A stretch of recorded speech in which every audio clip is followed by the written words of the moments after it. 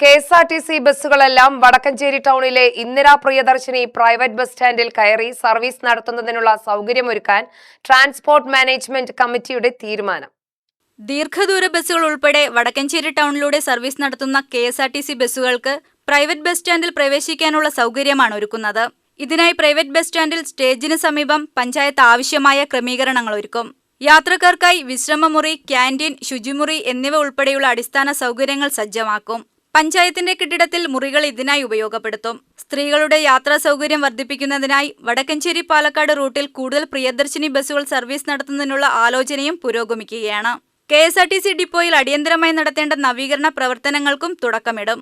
KSRTC യാത്രക്കാർക്ക് മികച്ച സൗകര്യങ്ങൾ ഒരുക്കണമെന്ന സംസ്ഥാന സർക്കാരിന്റെ നിർദ്ദേശത്തെ തുടർന്നാണ് കെ.എസ്.ആർ.ടി.സി ഡിപ്പോകളുള്ള സ്ഥലങ്ങളിൽ ട്രാൻസ്പോർട്ട് മാനേജ്മെന്റ് കമ്മിറ്റികൾ രൂപീകരിച്ച് വികസന പ്രവർത്തനങ്ങൾ ആരംഭിക്കുന്നത്. ബന്ധപ്പെട്ട ഡിപ്പോ സ്ഥിതി ചെയ്യുന്ന മണ്ഡലത്തിലെ എം.എൽ.എ, ചെയർമാനും ട്രാൻസ്പോർട്ട് ഓഫീസർ കൺവീനറുമായിരിക്കും. നിയമസഭയിൽ പ്രാതിനിധ്യമുള്ള രാഷ്ട്രീയ പാർട്ടികളുടെ പ്രതിനിധികളും കമ്മിറ്റിയിലെ അംഗങ്ങളായിരിക്കും.